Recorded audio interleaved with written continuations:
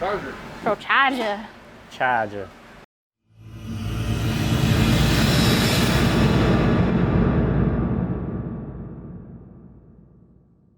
Hello, today we are at Procharger and Raven is going to give us a grand tour of the place. We're going to see how these things are made, see how they make the most power, getting pushed into these little tiny motors like my 8.2 deck. So let's go check out how we make these belt-driven turbos.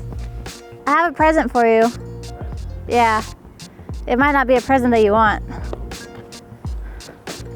It's very nice, or it was very nice at one point in time.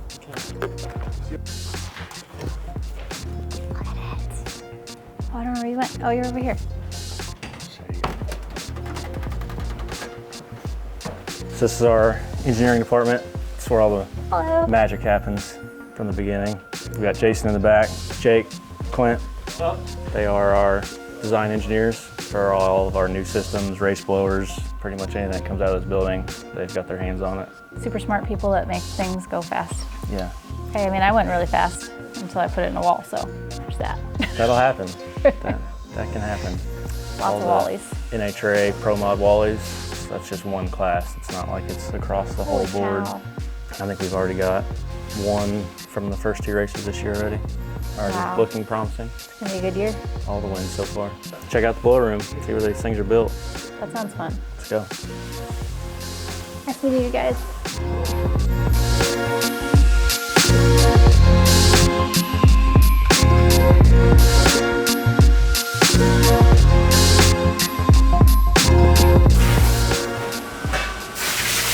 So this is where the warehouse starts.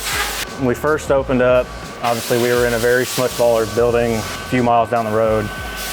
We moved into this building in the early 90s, kind of grew and grew and grew. So where that garage door is there, that's where the original building stopped. And then that has all been added on through the years, down through that way. So this is pretty much where, you know, once we go to the machine shop, I'll show you all the raw stuff. And then this is where all like the finished products are, from casting and machining and, you know, just raw material. From blower parts to individual parts, you know, it's all through here. I think we have over 250,000 individual SKUs to make up all the individual kits and parts and stuff like that. And you gotta remember all that. Yeah. Wow. So in here, these are obviously, you know, all the individual parts of where the blowers start, you know, compressor housings, bearings, backing plates, front covers, all that stuff. All lives out here. And it all comes into here. So in here is where they build the blowers, from little babies all the way to the big dudes. Big dudes. Yeah. We got Shay, Nick, Josh. Is he running the blower in? Tom back there is the blower room manager. He's who most people talk to on the phone. We got Hyro back here working. So when I say everything is built, you know, pretty much in-house or machined, I mean, it's all the way down to the dipsticks. Oh yeah. You know, we assemble these. We don't buy them pre-made or anything like that. You know, it's every little thing we put our hands on to make sure that, you know, it's 100% before it leaves our building. Quality control. Yep. Over here, like you've seen when you first walked in, is all of our impellers. Oh yeah. Kind of hard to miss all those up there. Yeah. So our impellers pretty much go through a full process, obviously from a solid piece of metal into a machine blank is what we call it, and then into finished product. And then it goes through a whole balancing procedure, which I'll show you that here shortly, before we even install them on the blower. So every single impeller gets balanced down to the milligram before it gets put on. And we've got everything, just to kind of put in perspective, our baby That's like the Harley perfect blowers. size for the Mustang that we have out there, you know? Enough to give it a little air, not enough to break anything. You want a Harley blower on that thing? No? I want to make it home. Yeah.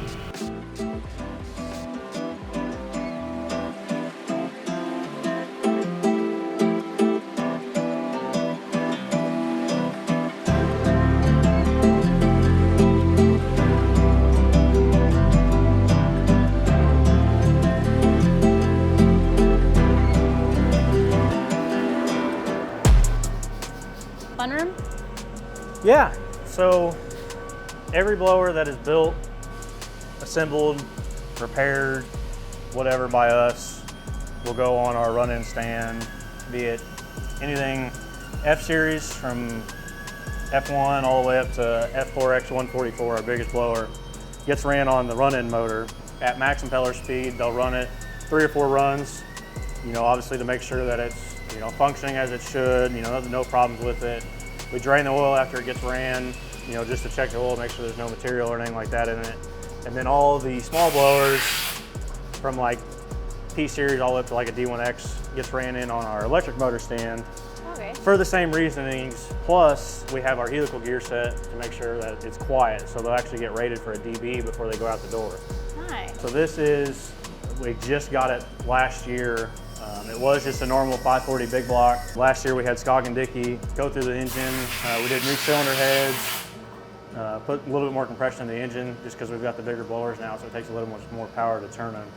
I think this motor on the dyno on pump gas made like 890 without the blower. Now it has the F3R112 on the front of it. It's a nice blower. Yeah. And it takes that motor to turn one of our bigger blowers at the speed that it needs to be turned at. We restrict the inlet to kind of simulate like it's actually going through an engine.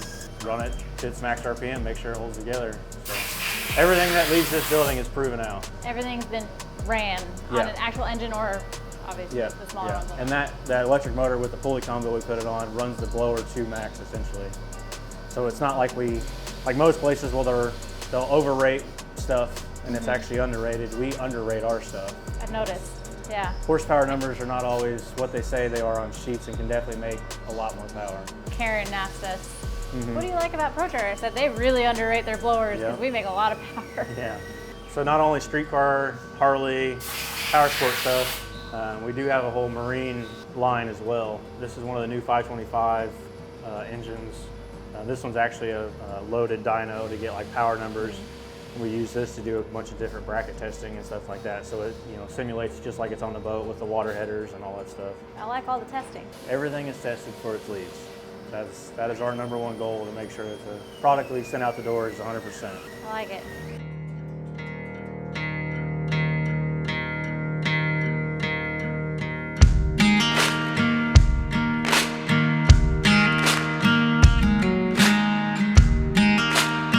So over there, Jeff, our impeller balancer, is going through every single impeller that we offer and balancing them down to the milligram.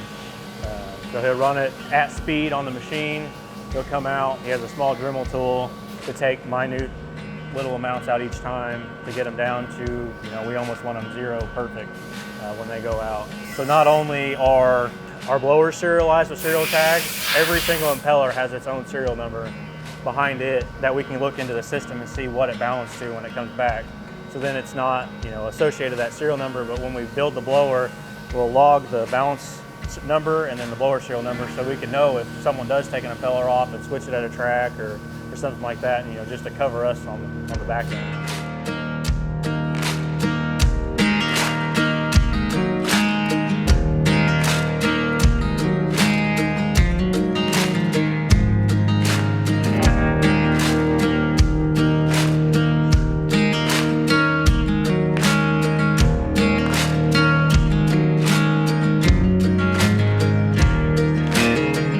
This is where the building was at before. I've got a picture I can kind of show you how it was laid out. It was tiny before, that's not... There was definitely not a lot of room. We've outgrown with all the parts and stuff what we have room for sure. So this is kind of where the machine shop starts.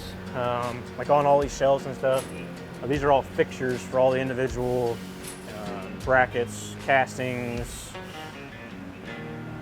all different stuff to go on the machine and be machined a certain way. So it kind of shows you that whole thing, and that whole thing is all the different brackets and spacers and all that stuff.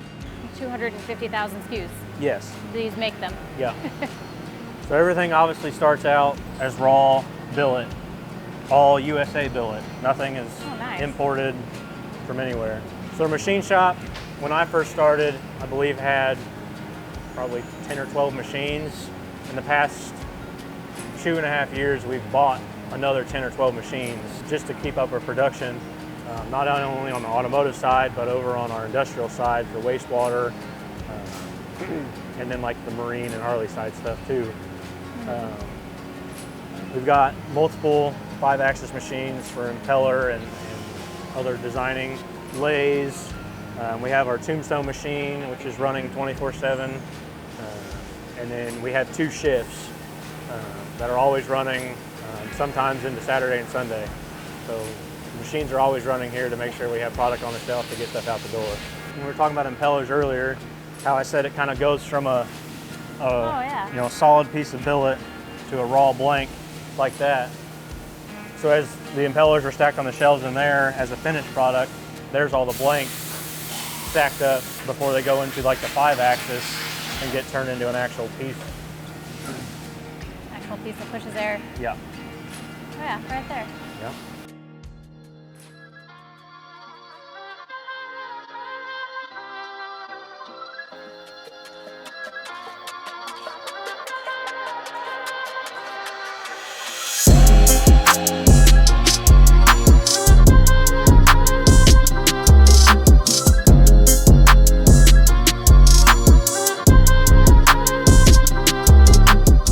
This machine is, specifically designed for like our bigger stuff, all the F4 gear cases, race drives. Cooling. Yeah. Holy cow. Yeah. Oh my gosh. This is call it a pallet machine, a tombstone machine. It's got a ton of different names. So it's got 4 sides that run 2 plates on each side. So we use this primarily for our front covers and backing plates of the blowers. So that's all of our raw metal. We get probably 2 or 3 shipments in a week of different material depending on what we need that week, and then it obviously goes through a sawing process to get cut down into the specific little blanks and individual pieces that it needs to. So like these are going to be pulleys or surge valves, compressor housings, all that individual stuff. And I mean it definitely starts in Oh my as a gosh. huge block. Oh my God. Oh my gosh. Oh yeah. So these kind of our other lathes. So that's kind of like a raw casting of the compressor housing that's already went through one step to kind of do that inner diameter. And like I said, we'll run probably 50 to 60 parts per run. You can see there's a whole nother stack of that same size. So obviously that casting will probably fit 3 or 4 different blowers, and then it's machined to fit specifically to the blower that it's made for. This is kind of where all the raw stuff comes in as far as our castings and stuff. So this is similar to like our F4 series, but this is for our industrial brand. What is it, Innovair? Innovair, yeah. So a lot of the parts are kind of similar in uses and size, so that kind of helps us with creating the automotive side of things as well. So if you look at the floor, the epoxy part all the way over to there is where the shop, R&D shop used to be when I started 8 years ago. And that's how far the machine shop has grown this way to kind of Kick you guys out. overtake and kick us out into our new building, which we'll go over later. We do still have an in-floor dyno here. What we use this dyno for, specifically for like our emissions testings, we have all of our emissions equipment here so we can run the car on the dyno and make sure that it's going to create the emissions that it needs to follow the cardboard before we send them out to California to get tested for the final time through that facility.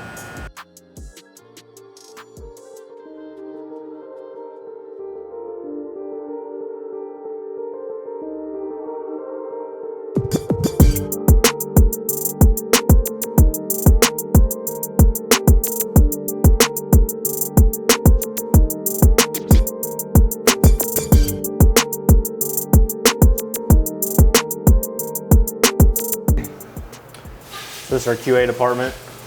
Every individual piece gets checked. Not only do we check it for like size and to make sure it's the dimensions we designed it for, we test hardness, material, make sure the material is the correct material when we get it in from the raw material, all that stuff. So that's like an automated machine. They'll put in like a print and it'll go in and do its own thing and check everything out. All the impellers are checked before he starts balancing them to make sure that they're to the right thickness, machining and all that stuff. Yeah, you don't want to go through the trouble of balancing them if they're not right. Yeah, exactly. Makes Gears, all that stuff is all run through here.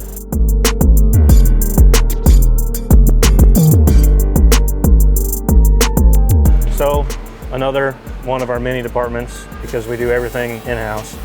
It's our welding department. From all the raw sheet metal that you see on intercoolers, air plenums, all that stuff is all ran through here. All of our tubing for the intercoolers, all that stuff. Where they melt stuff together? Yes. Precision melting of parts. We've got 3 welders that are welding pretty much all day long. Everything that we have intercooler wise, tubing wise, anything that's welded is welded by hand. Nothing is done with a machine. From intercooler cores to Paul is welding coolant tanks like a Mustang. Melt stuff together all day long. Yep. Finished product. Yep. Those are some nice welds.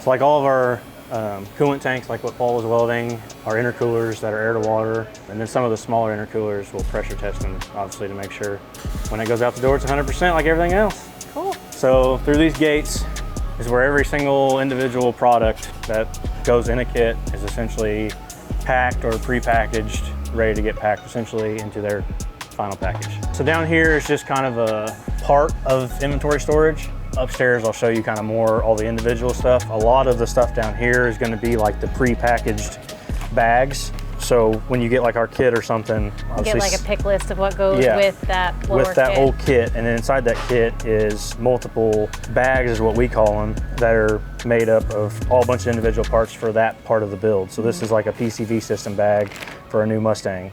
So that'll have, you know, the tubing, the clamps, sheathing, zip ties, all that kind of stuff. So in here, this is kind of where ground zero is for the package. A group of guys that are packaging these kits by hand. They'll go and get a full pick list of every single part that's in a kit, which is generally 2 to 3 pages, depending on the kit. And they'll grab everything individual and lay it out in the box. Once they get every single part pulled that goes with that kit, we'll take pictures of the kit and load them into the system with the serial number and the order, so that if someone calls in and say, hey, I'm missing something, we can go back, look at the picture and see if it was in there, if it wasn't in there, if it's wrapped up in a bag that they just need to look in another spot. Yeah, you can say, hey, check the box left side about 5 inches to the right. Yep, yeah, and we can email them the picture and they can know exactly where everything is.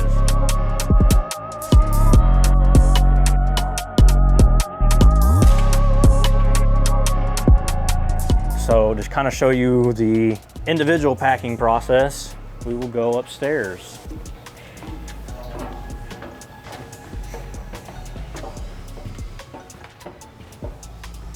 So this is where not only are those bagged assemblies like we're downstairs, this is where most all the individual parts are that are used to make a part or a bag or a kit, essentially. This is where the bags are born. Yes, this is where the bag babies are born. So like all the machined parts, spacers, those, you know, 200,000 parts that we have are all essentially up here. From, you know, we machine, these are cam locks for like a crank pulley, to, you know, intercooler brackets or little teeny tiny component individual brackets. Yeah, every little teeny tiny thing. bag baby insides. Yeah. How you doing? Good, how are you? I'm Scott. Tess, nice to meet you. Nice to meet you. He is one of those 4 that's been here longer than Steve. Yeah. Oh my gosh. Yeah.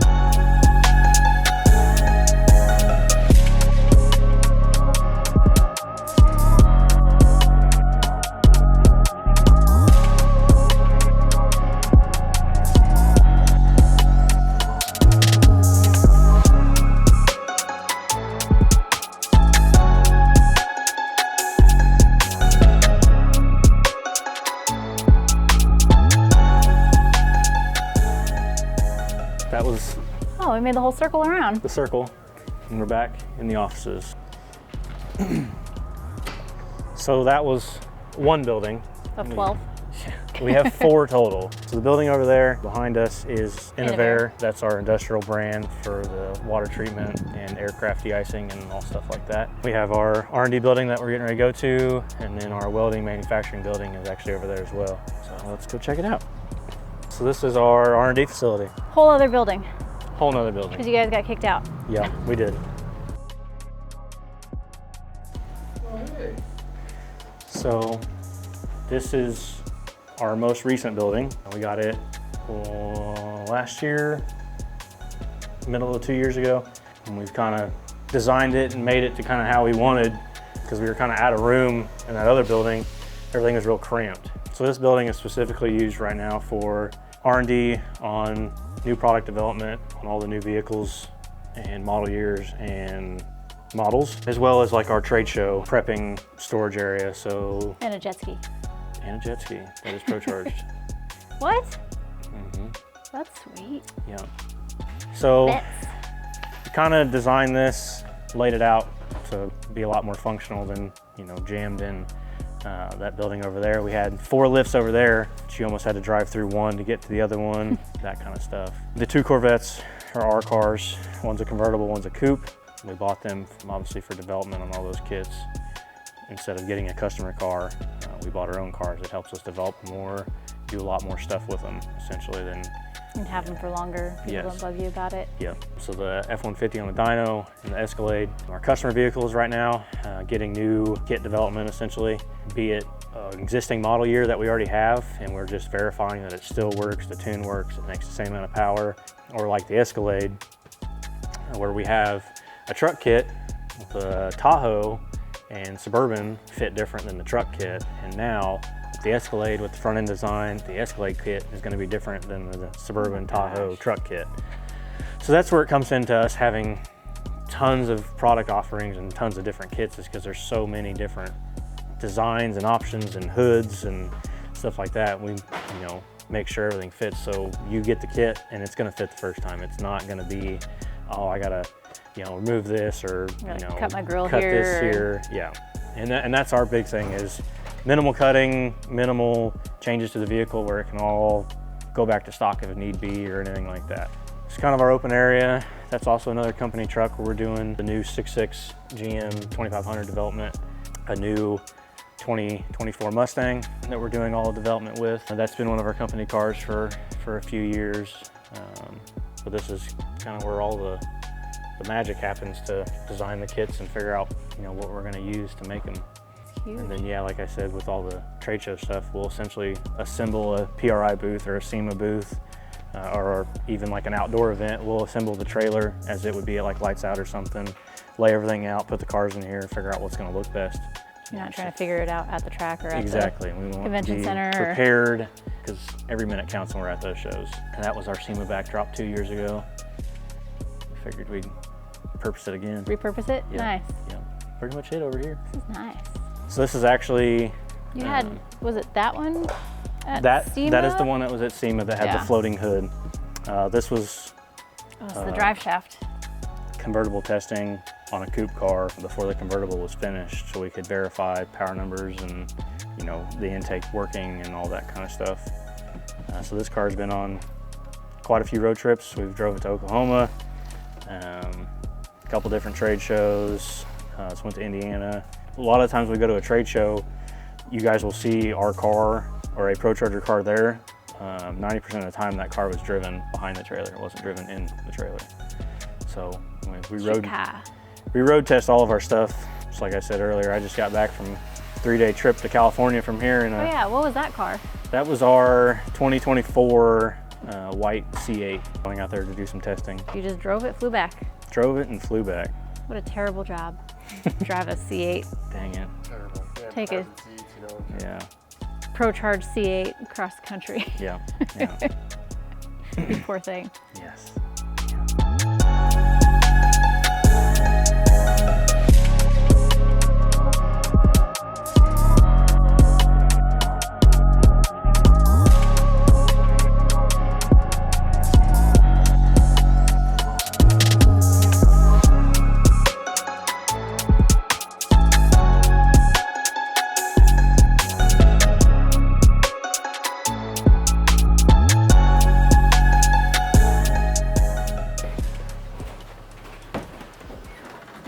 Are we going this way?